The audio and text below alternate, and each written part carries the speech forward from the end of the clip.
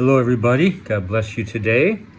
Wanted to just jump right in and talk a little bit about the Circle Maker and the story of Honi.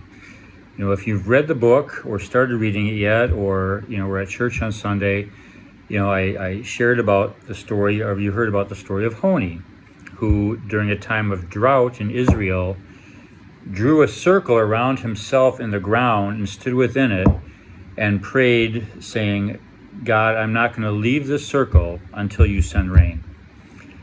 And I don't know what your reaction was when you read that story or heard of it, because I had a couple different ones. A part of me was like, wow, I want to be able to pray with that kind of confidence or boldness.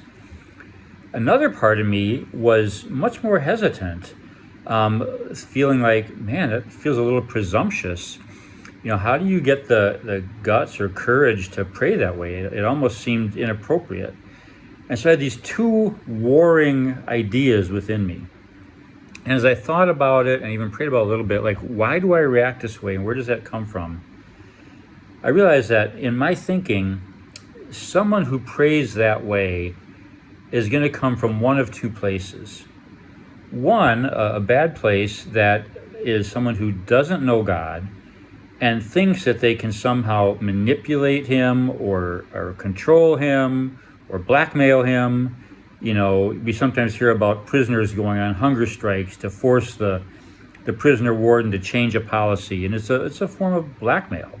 And maybe it works, maybe it doesn't. I don't think it ever works with God.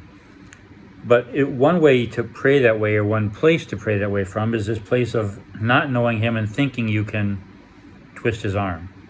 I don't think God's arm is very twistable. But the other side is the opposite.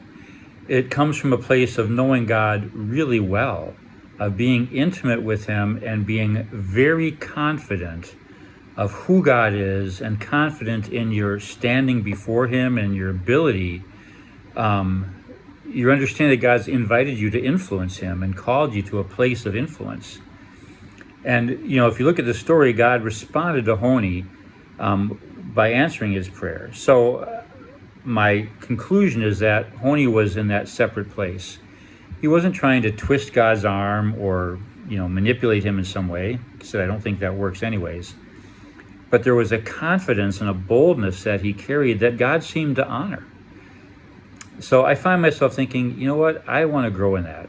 I want to get to that place, that degree of confidence and freedom in my walk with God, where I can pray that way with that kind of boldness. And I don't think you can just pull that out of your pocket as a tool that like I said, you can't manipulate God.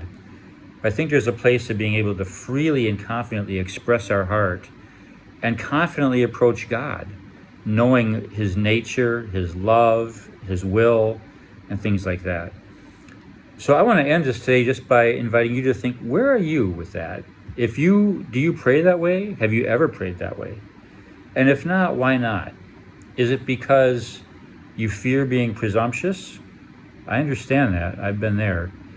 Or is it because, honestly, you don't have the confidence to pray that way, the certainty, the connection with God, the confidence in his nature and his goodness and his care for you, to do that.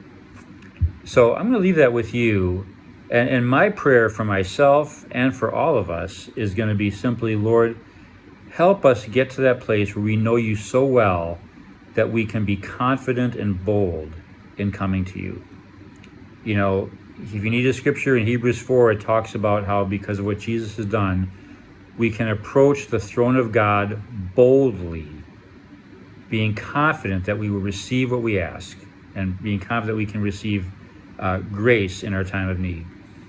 So there's a place where Scripture says we're supposed to approach boldly. And my prayer is today that you and I will both do that or begin the process of growing into it. So I'm going to leave you with that thought. God bless you today. May you pray boldly about whatever's on your plate today. All right, God bless you. Talk to you soon. Bye now.